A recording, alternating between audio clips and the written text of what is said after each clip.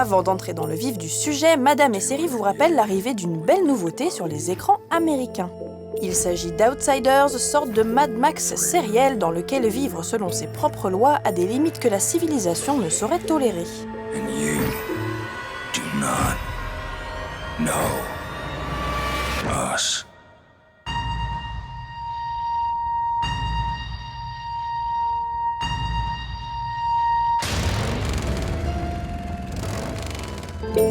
Poussiéreux et bruyant, ce polar, sur fond de drame familial, s'interroge sur le territoire et l'acceptation de nos différences et est mené par Ryan Hurst, le Hopi de Sons of Anarchy, et David Morse, grande figure de la série, passée par True Detective et Trémé. When they look at this mountain, they don't see us and our chillums and life as it was meant to be. For them, there's no respect or even tolerance for outsiders like us. What they see is millions of their dollars waiting to be dug up and burned. We need them off our land. We've got $1 billion investment at stake up there. Somebody's got to move them out now, and that somebody is you. Et maintenant, Madame et Série a une petite colle pour vous. Quel est le point commun entre la plus puissante série dramatique diffusée l'an dernier, The Leftovers, et le film le plus potache de 2016, Zoolander 2 ? Vous avez 5 secondes.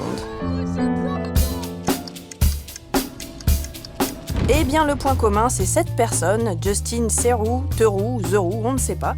L'acteur qui incarne Kevin Garner dans The Leftovers a une corde comique insoupçonnée à son arc, qui l'a amené à participer au scénario du film de Ben Stiller, en plus d'y faire un petit caméo qu'on ne vous spoile pas.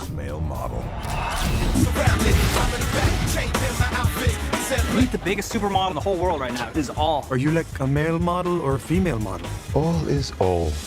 He's asking, do you have a hot dog or a bun? Oops. I wasn't a very good student, so I would listen a lot, or I wouldn't read much. You know, I would just crack jokes when I was a kid, kind of, and you do bits and, you know, act stuff out, and I was sort of creative that way.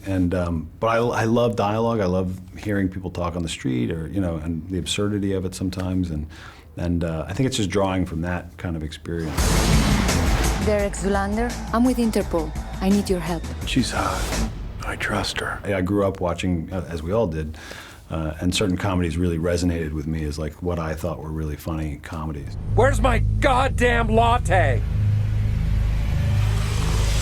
The Jerk, Stripes, you know, I mean, just kind of, you know, all Bill Murray's movies, Meatballs, you know.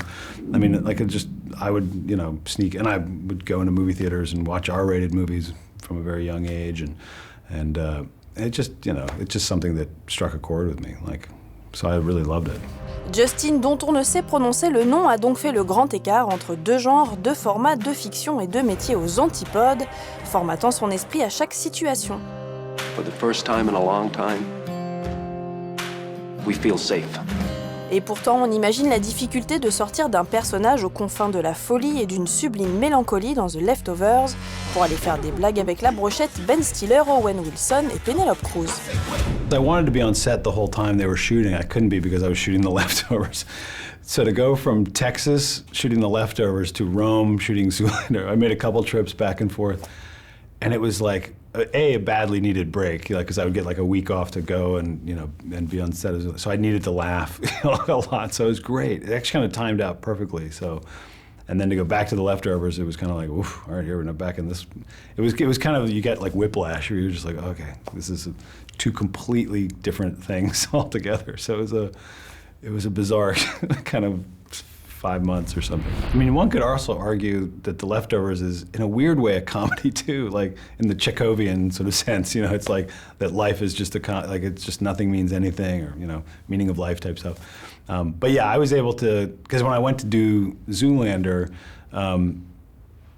it was like revisiting, like, you know, a kid that you hadn't seen in a long time. It was really nice to kind of go and be with those characters, you know, because we had written it before I started the series, and so it was nice to get back into that world and, you know, kind of just laugh, you know. Take me from behind and grab me like your life depends on it. Not like this. Like this, for safety and buoyancy. Wait, what? We are swimming back to Rome. Oh, okay.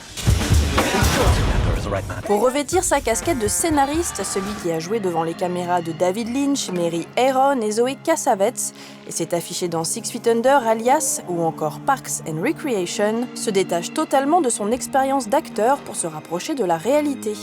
Une vertu conférée plus généralement à la série miroir sans déformation de la société et de sa réalité. When I write, I think I hope that I'm not taking from anything that I'm working on, or I usually just take from life. You know, like just hearing conversation or the musicality of conversation. You know, dialogue. You know, so when people are talking, you know, just kind of trying to mimic. It's really for at least comedy. I think a lot of times it's just mimicry and heightening things and sort of turning them on their heads and trying to make it funny. Flash me that beautiful Magnum. Wait, no! Magnum, now! L'exercice est bien entendu totalement différent qu'il s'agisse d'un film ou d'une série. Maybe we could try a washcloth.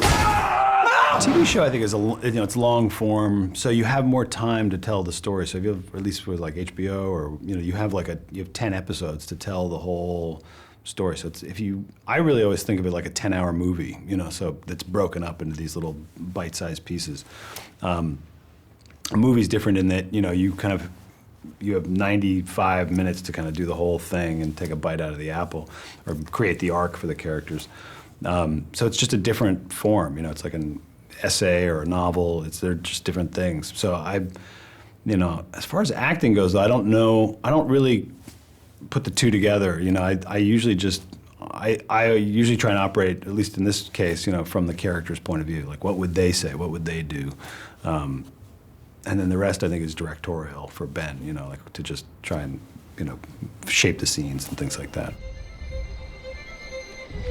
Let's face it, Kevin. There are people who try to commit suicide for attention. And then there are people who really wanna fucking die. Quant à nous, nous vous mettons au défi de regarder The Leftovers et Zoolander 2 au cours du même week-end sans vous poser de très sérieuses questions philosophiques.